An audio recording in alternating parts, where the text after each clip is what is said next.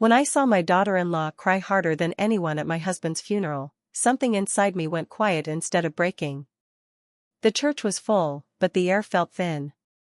Too many lilies crowded the altar, their sweetness turning sharp as the minutes passed. I stood beside the casket with my hands folded, fingers numb, listening to the low murmur of condolences drift past me like a distant tide. My body was there, dressed in black, standing where a wife was expected to stand, but my mind kept circling one thing. Hannah was crying like she'd lost the love of her life.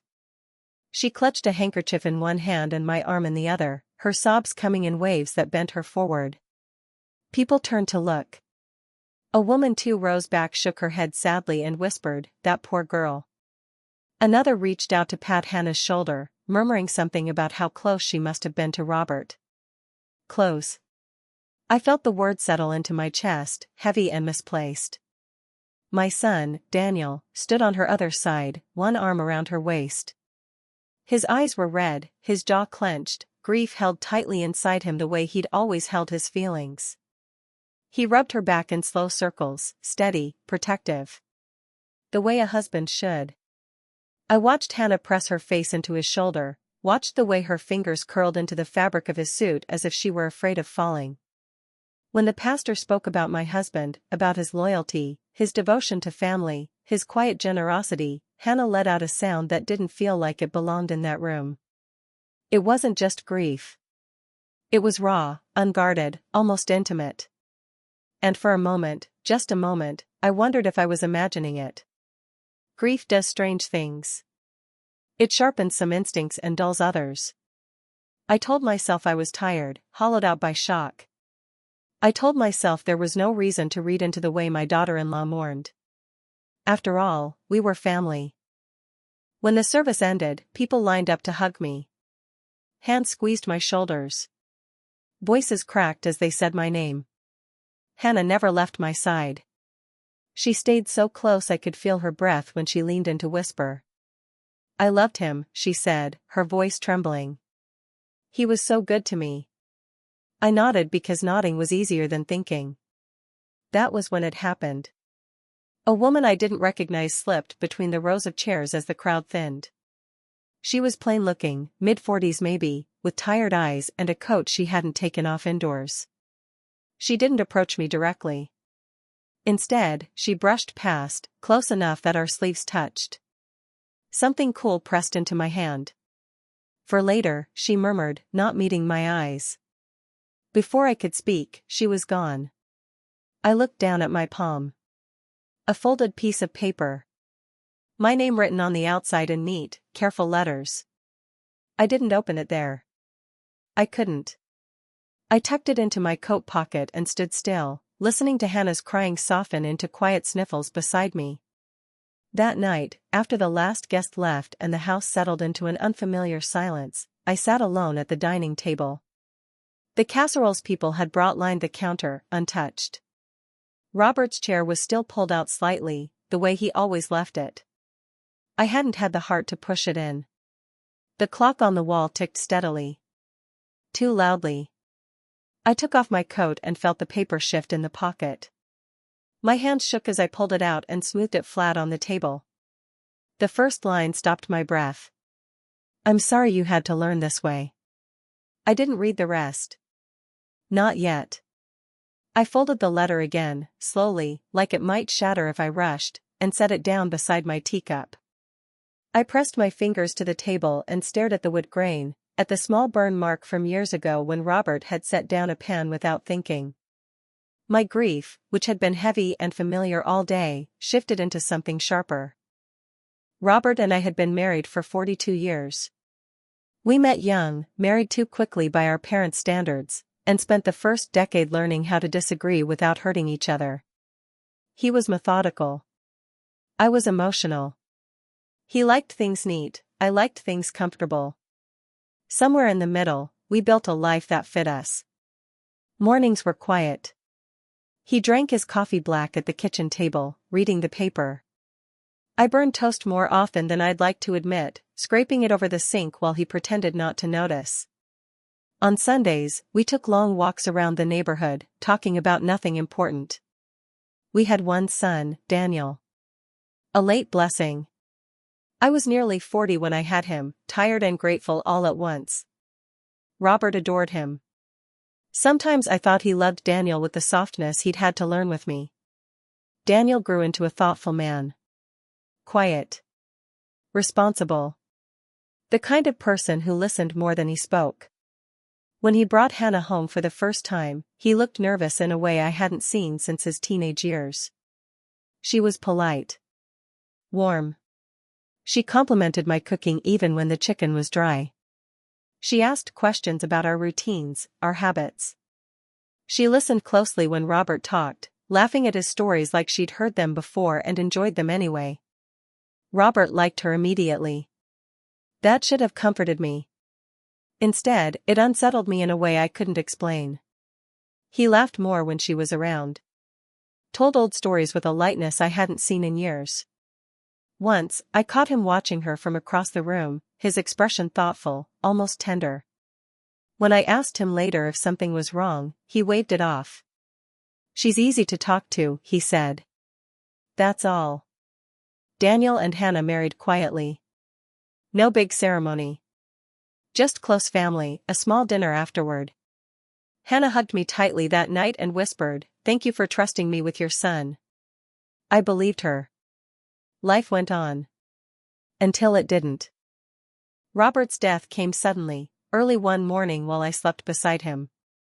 One moment he was there, warm and familiar. The next, he was gone. No warning. No last words.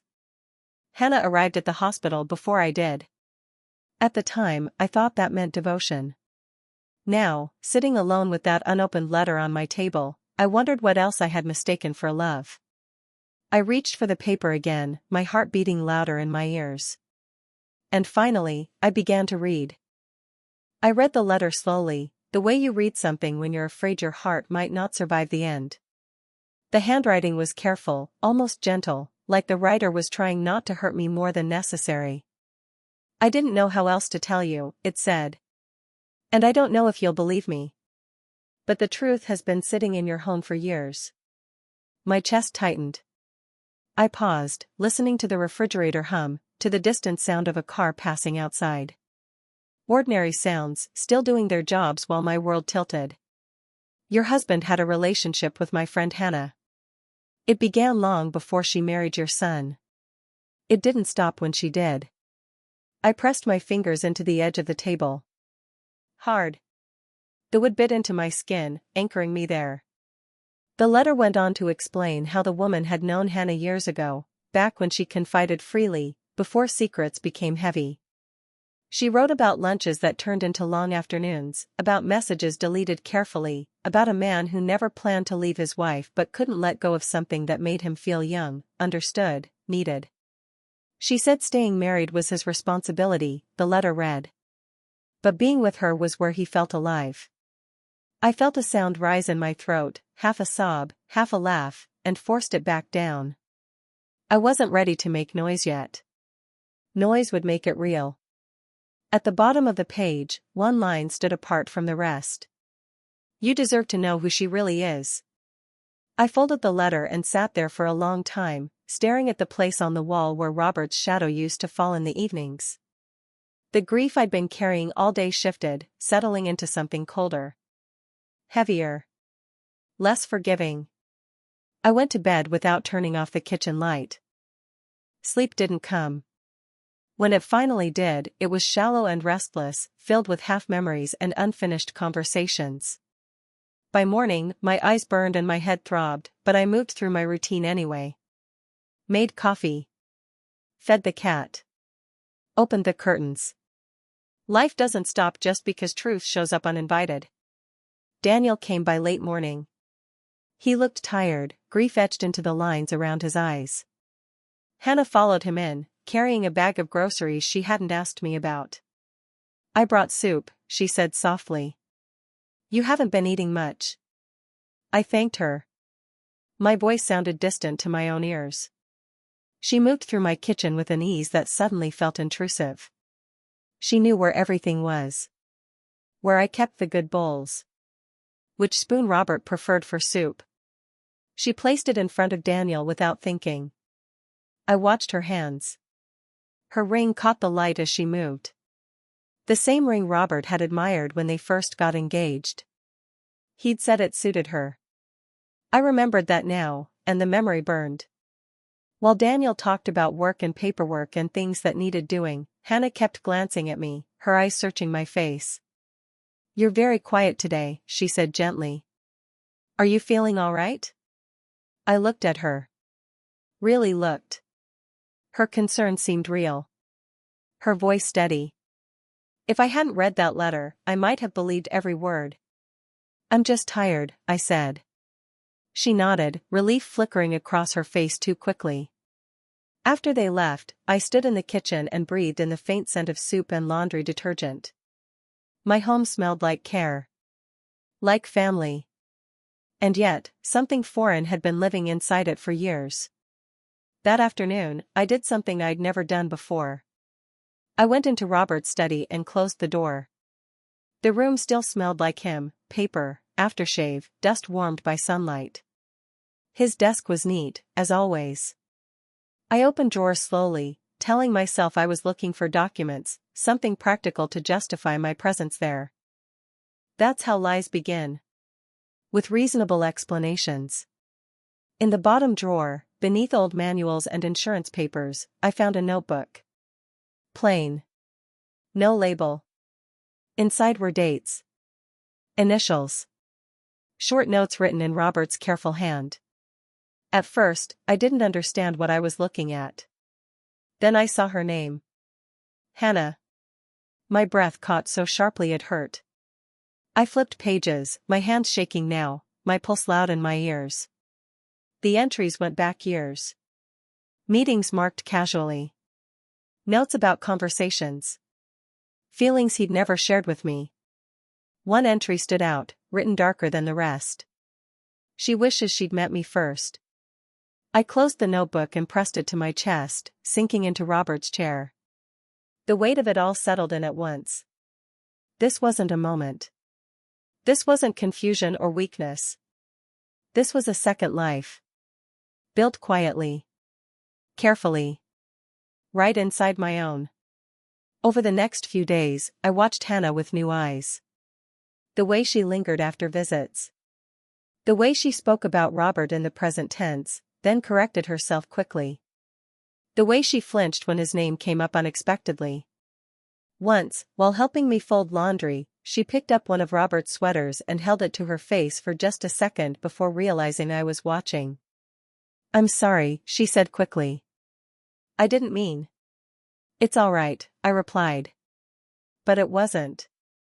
The truth sat between us, heavy and unspoken. And the longer I stayed silent, the more it felt like a betrayal of my own. Then, one evening, there was a knock at the door. When I opened it, I saw the woman from the funeral. The stranger. She stood on my porch with her coat buttoned, eyes tired but determined. "I couldn't stop thinking about you," she said. About her. I let her in. We sat at the table where Robert and I had shared thousands of meals. She told me everything. Dates. Places. Conversations Hannah had shared freely with her before things became dangerous to admit out loud. She said she loved him, the woman said quietly. And that she hated herself for it. But she never stopped. When she left, the house felt heavier than it ever had. I sat alone in the dim light and thought about my son. About his quiet loyalty. About the way he trusted his wife completely. And I understood then that this truth wasn't just about my marriage. It was about his life. I had a choice to make. Protect him from pain, or protect him from a lie. And I knew, deep down, that the truth had already begun to surface. Because secrets like this don't stay buried forever. And Hannah was starting to sense that I knew. Rehook, end of part 2. The next morning, my son called and asked if we could talk, just the two of us. And the moment I heard the strain in his voice, I knew silence was no longer an option. Daniel arrived just after noon. He didn't knock the way he usually did, 2 soft taps and a pause, but rapped once, firmly, like a man bracing himself for something he didn't want to hear. When I opened the door, he didn't smile. "Can we talk?" he asked. I stepped aside and let him in. Hannah stayed in the car.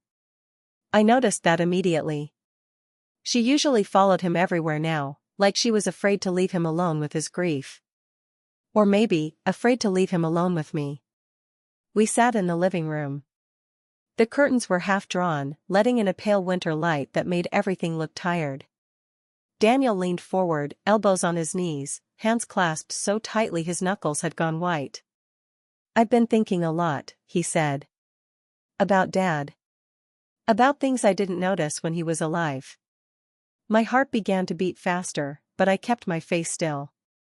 Years of marriage had taught me how to listen without interrupting. "There were moments," he continued slowly, "when it felt like he was distracted. Like part of him was somewhere else. I thought it was work. Or age." He swallowed. "Hannah says I'm imagining things. That grief messes with your head." I looked at my son, the boy who once ran into my arms after scraping his knees, trusting me to make sense of the pain. I wanted to protect him the way I always had. But protection built on lies isn't protection at all. "Daniel," I said gently, "what made you start wondering?" He hesitated, then reached into his coat pocket and pulled out his phone. He didn't hand it to me right away. Just stared at the screen, thumb hovering. "I found a message," he said. "An old one. From before Dad passed." It was affectionate. Too affectionate. My breath caught. "She said it was nothing," he added quickly. "That he was like a father to her. That I was reading it wrong." He finally looked up at me then. His eyes were searching. "Afraid?" "Mom," he asked, "did you ever feel like something was off?" There it was. The question I'd been dreading. I could have lied. I could have wrapped the truth in something softer, something easier to carry. But the memory of that notebook, of the dates and careful handwriting, pressed against my ribs. "Yes," I said quietly. "I did." He leaned back, running a hand over his face. "I knew it," he murmured. "I knew I wasn't crazy." Silence stretched between us. I could hear the clock ticking in the hallway, each second heavy with consequence. "There's more," I said. His head snapped up. I stood and walked to the study. My legs felt unsteady, like they belonged to someone else. I returned with the notebook in my hands and placed it gently on the coffee table between us. "What's that?" he asked, though his voice had already changed. "Your father's," I said. "I found it after the funeral." He didn't touch it at first. Just stared. Then, slowly, he opened it. I watched his face as he read. The confusion. The dawning realization. The moment his jaw tightened, eyes glassing over. He closed the notebook with a sharp snap and stood up abruptly, pacing the room. "No," he said. "No, this doesn't make sense." "I wish it didn't," I replied. "She wouldn't," he said, shaking his head. "She loves me." I let the words hang there. Love can exist alongside betrayal. That's one of the hardest truths to accept. "She may love you," I said carefully. "But that doesn't change what this is." He stopped pacing and looked at me, really looked, like he was seeing not just his mother but a woman who had lost something precious. "How long?" he asked. "Years," I said. "From what I can tell." He sank back onto the couch, his shoulders slumping. "I brought her into this family," he whispered. "I trusted her with everything." I reached for his hand. He didn't pull away. "She's in the car," he said suddenly. "Right now." I nodded. I'd known that was coming. "I want to hear it from her," he said. "All of it." I stood and walked to the front door. My hand rested on the knob for a moment longer than necessary. When Hannah stepped inside, she took one look at Daniel's face and froze. "What's wrong?" she asked. The notebook lay open on the table. Her eyes dropped to it, and in that instant, something inside her collapsed. I saw it clearly, the moment the performance ended. She didn't cry right away. She just stood there, arms hanging at her sides, breathing shallowly. "You went through his things?" she asked me, her voice thin. Daniel laughed, a short, bitter sound. "That's what you're worried about," he said. "Not what's written in there." She looked at him then, truly looked, and her eyes filled with tears. "I was going to tell you," she said. "When?" he demanded. "After another year? Another lie?" She covered her mouth, shaking her head. "It wasn't supposed to happen like this." I stayed silent, watching the woman I thought I knew unravel in my living room. "He understood me," she said softly. "Your father did. He saw parts of me I didn't know how to explain." Daniel stood up, towering over her now. "And I didn't?" he asked. "I wasn't enough?" "That's not what I said," she cried. But it was what she meant. She confessed then. Slowly. Painfully. How it started before she ever met Daniel. How she thought marrying him would end it. How it didn't. "I tried to stop," she whispered. "I swear I did." Daniel turned away, pressing his palms into his eyes. "I need air," he said hoarsely. He walked out, slamming the door behind him. Hannah sank onto the couch, sobbing now, her composure finally gone. "I loved him," she said to me. "But I love your son too." I looked at her, feeling something unexpected settle over me, not rage, not even hatred, but a deep, aching disappointment. "Love that harms isn't love," I said quietly. "It's hunger." She looked up at me, eyes red and pleading. "Rehook." That night, Daniel didn't come home. And by morning, a single decision would change the future of our family forever. Daniel didn't answer his phone that night. I lay awake listening to the quiet house settle around me, the old pipes knocking, the refrigerator humming like it was trying to comfort itself. Every sound felt louder without my husband's breathing beside me. I wondered where my son was sleeping, whether he was alone or sitting somewhere with the engine running, staring through a windshield at a future that suddenly looked unfamiliar. Hannah didn't leave right away. She sat on my couch long after Daniel drove off, crying in a way that felt both desperate and restrained, like she was afraid to fall apart completely. "I know you hate me," she said eventually. I folded my hands in my lap.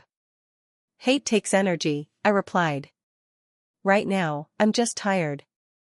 She nodded, wiping her cheeks with the back of her hand. Her mascara had smeared slightly, leaving faint shadows beneath her eyes. She looked smaller than she had at the funeral. Less certain. "He made me feel seen," she said quietly. "Your husband." I know how wrong that sounds. "It doesn't sound wrong," I said. "It sounds dangerous." She flinched at that. "It started years ago," she continued. "Before Daniel. I was working at the community center, helping with an event he was organizing. We talked. Just talked. Then it became something else." I closed my eyes for a moment. I pictured my husband in that familiar jacket, the one that smelled faintly of sawdust and aftershave. I wondered how many evenings he'd come home with a smile meant for me while carrying secrets that didn't belong in our marriage. "Did you love him?" I asked. She hesitated. That hesitation told me more than her words ever could. "I don't know," she said finally. "I loved how I felt with him." There it was. The truth stripped bare. "When you married my son," I said, "did you think that would erase it?" "Yes," she whispered. "I thought starting fresh would fix what was broken. But it didn't." She shook her head. "It just made everything heavier." I stood up then. My legs felt stiff, like I'd aged years in a single day. "You should go," I said. She looked startled. I don't know where to go." "That's something you'll have to figure out," I replied gently. "Tonight is not for answers. It's for space." She gathered her coat slowly, like each movement cost her something. At the door, she turned back. "I never meant to hurt you," she said. "I know," I answered. "And I did." That didn't make the damage any less real. After she left, I locked the door and leaned against it, pressing my forehead to the cool wood. My reflection stared back at me from the glass, older, sharper, steadier than I felt inside. The next morning, Daniel came home just after sunrise. His eyes were bloodshot, his movements stiff. He looked like he hadn't slept at all. "I went to Mark's," he said quietly, setting his keys down. "I couldn't stay with her." I poured him a cup of coffee and slid it across the table. He wrapped his hands around it like it was the only warm thing left in the world. "She admitted everything," he said. "I don't even know who she is anymore." I sat across from him, my heart aching in a way that felt endless. "Neither do I," I said. He stared into the coffee, watching the steam curl upward and disappear. "She says she wants to fix this," he continued. "That we can go to counseling. Start over." "And what do you want?" I asked. He was quiet for a long time. "I want the truth," he said finally. "All of it. No more surprises." That was when I knew what I had to do. "There's something else," I said. He looked up, alarm flickering across his face. "What?" I went to the study again and returned with a single envelope I hadn't shown him yet. It was addressed in handwriting I didn't recognize. "This was in the notebook," I explained. "Tucked between the last pages." He opened it carefully, as if it might cut him. Inside was a letter, dated just weeks before my husband died. Daniel read it silently. I watched his face change with each line. It was a goodbye letter. Not to me. Not to his son. To Hannah. In it, my husband wrote about regret. About knowing he'd crossed a line that could never be uncrossed. About hoping she would find peace without him. He urged her to choose honesty, even if it hurt. Daniel's hands trembled as he folded the letter. He knew, Daniel said. He knew this would destroy everything. "Yes," I said. "And he still didn't tell us." Daniel stood abruptly and walked to the window, staring out at the quiet street. "I feel like my whole life was built on something rotten," he said. I joined him, standing close but not touching. "Sometimes," I said, "the truth doesn't break us. It just shows us where the cracks already were." He turned to me, eyes shining with unshed tears. "What am I supposed to do, Mom?" I thought of all the years I'd shared with his father, the love, the arguments, the silences. I thought of how easy it is to mistake familiarity for honesty. "You don't have to decide everything today," I said. "But you do have to decide whether you can live with what you now know." Later that afternoon, Daniel asked Hannah to come over. He wanted to talk, really talk, without anger, without shouting. I stayed in the kitchen while they sat in the living room. Their voices were low, but every word felt like it echoed through the house. "I need time," Daniel told her. "And I need you to understand that this may not be fixable." "I'll do anything," she said. "I'll tell everyone if you want. I'll leave if that's what it takes." Daniel was silent. "I'm not asking for punishment," he said. "I'm asking for honesty. From now on." I didn't hear her answer. I only heard the quiet that followed, the kind that comes when something fragile is finally laid bare. That evening, after Hannah left, Daniel came into the kitchen and hugged me. He hadn't done that since the funeral. "I don't know what would have happened if you hadn't told me," he said. I held him tightly, breathing in the familiar scent of his cologne, trying to anchor us both. "Whatever happens next," I said, "we'll face it with open eyes." But even as I said it, I knew the hardest part was still ahead. Because secrets don't stay buried forever. And soon, this one would no longer belong just to us. Rehook, end of part 4. 3 days later, Hannah made a choice that took the truth beyond our walls. And once it reached the rest of the family, there was no pulling it back. 3 days later, Hannah told the truth, but not the way I expected. I wasn't there when it happened. I learned about it through a phone call that came just after noon, while I was standing at the sink rinsing dishes I hadn't used. The sunlight coming through the window felt too bright for the heaviness in my chest. "Mom," my sister Ruth said, her voice tight. "Did you know?" "Know what?" I asked, though something in me already did. "There's talk," she said carefully. "At church." Hannah spoke to Pastor Ellis. She told him everything. I turned off the tap. The sudden silence felt sharp. "She told him?" I repeated. "Yes." "About her and your husband?" "About the affair. He called a meeting with the elders." Word spreads fast in a town like this. I leaned against the counter, steadying myself. I'd imagined many outcomes, arguments, denials, quiet separations, but not this. "She said she couldn't keep living with the lie," Ruth continued. "That Daniel deserved better. That you did too." I thanked her and hung up, my hands shaking as I set the phone down. When Daniel came home that evening, he already knew. He dropped his bag by the door and sat heavily at the kitchen table, rubbing his face. "She told everyone," he said flatly. "She told the truth," I replied gently. He looked up at me then, pain etched deep into his expression. "I didn't want it like this," he said. "I wanted control over my own life for once." I sat across from him. Sometimes the truth has its own timing. And it doesn't ask permission. The next few days felt unreal. People I'd known for decades avoided my eyes in the grocery store. Others hugged me too tightly, whispering apologies they didn't know how to articulate. At church that Sunday, the pew beside me stayed empty. I could feel the glances, the murmurs. I held my head high, not out of pride, but necessity. If I collapsed, I wasn't sure I'd get back up. Hannah didn't come. Daniel did. He sat beside me, his posture rigid, jaw clenched. When Pastor Ellis spoke about forgiveness and truth, Daniel stared straight ahead, unmoving. After the service, Pastor Ellis approached us quietly. "I'm so sorry," he said to me. "For your loss. For this burden." I nodded. "Thank you." "Hannah has asked for time away," he added. "She's staying with her sister out of town." Daniel exhaled slowly. I felt him deflate beside me. That night, he told me he'd asked for a separation.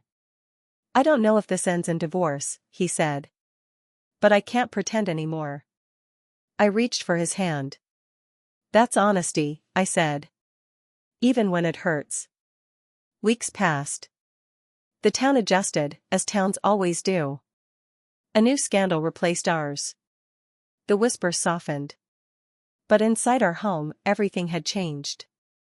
One afternoon, Daniel came home with a folder under his arm. "I'm going to therapy," he said. "Individual. I need to understand why I didn't see this. Why I ignored the signs." I smiled sadly. "We all ignore what scares us." He hesitated. "Hannah wants to talk. One last time. With you there." My first instinct was to say no. But something deeper, older, urged me forward. "All right," I said. She came over the next evening. She looked thinner, paler. No makeup. No performance. "I won't stay long," she said.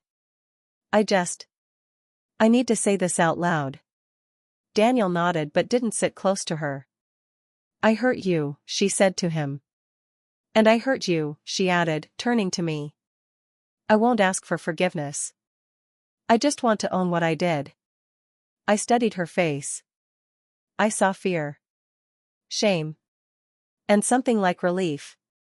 "Why tell everyone?" Daniel asked. "Why not just leave quietly?" She swallowed. "Because secrets are what started this. And I couldn't live inside another one." Silence filled the room. "I'm filing for divorce," she said softly. "I won't fight you. I won't take more than what's fair." Daniel nodded once. "That's for the best." She stood to leave, then turned to me. "I'm sorry," she said again. "Not just for the affair. But for pretending I was someone I wasn't." I held her gaze. "I hope you find a way to become someone honest," I said. "For your own sake." After she left, Daniel sat quietly for a long time. "I don't hate her," he said eventually. "And that scares me." I placed a hand over his. "Healing isn't loud," I said. "Sometimes it's just the absence of bitterness." That night, alone in my room, I opened my husband's notebook one last time. I didn't read it. I simply closed it, placed it in a box, and tucked it away. Some truths are meant to be acknowledged, not relived. Rehook, end of part 5. Just when I thought the damage had been contained, I realized the truth had changed not only my son's marriage, but my own understanding of the man I'd loved for 40 years. Grief is a strange companion. For weeks after everything settled, I thought I was mourning my husband all over again, but this time, I realized I was mourning the version of him I thought I knew. That hurt more than the affair itself. I began walking every morning, just after sunrise. The air was cool, the streets quiet. I needed movement to remind myself I was still alive, still capable of forward motion. Sometimes I talked to him as I walked. Not angrily. Not lovingly. Just honestly. "I wish you'd told me," I said one morning. "I wish you'd trusted me with the truth." The answer, of course, never came. Daniel moved into a small apartment closer to work. We spoke often, sometimes about practical things, sometimes about nothing at all. Slowly, his voice regained its steadiness. One evening, he came over for dinner. I made his favorite meal, though I burned the toast. We laughed about it, a small, fragile laugh, but real. "I don't feel broken anymore," he said after we ate. "Just changed." I nodded. "That's what surviving does." The divorce finalized quietly. No courtroom drama. No public statements. Just signatures and a deep, collective exhale. Donated my husband's clothes to charity. I kept his watch. Not because it meant forever, but because it meant time. And time, I'd learned, tells the truth eventually. At church, people stopped whispering. Some apologized for their distance. Others didn't. I forgave both. Forgiveness, I discovered, wasn't something I gave my husband or Hannah. It was something I gave myself, permission to stop carrying what was no longer mine. One afternoon, months later, I received a letter. No return address. Inside was a short note from Hannah. She wrote that she was in therapy. That she'd taken a job in another city. That she was learning to live without hiding. "I don't expect forgiveness," she wrote. "But I thank you for your dignity. It taught me what integrity looks like." I folded the letter and placed it beside the old notebook, then closed the box for good.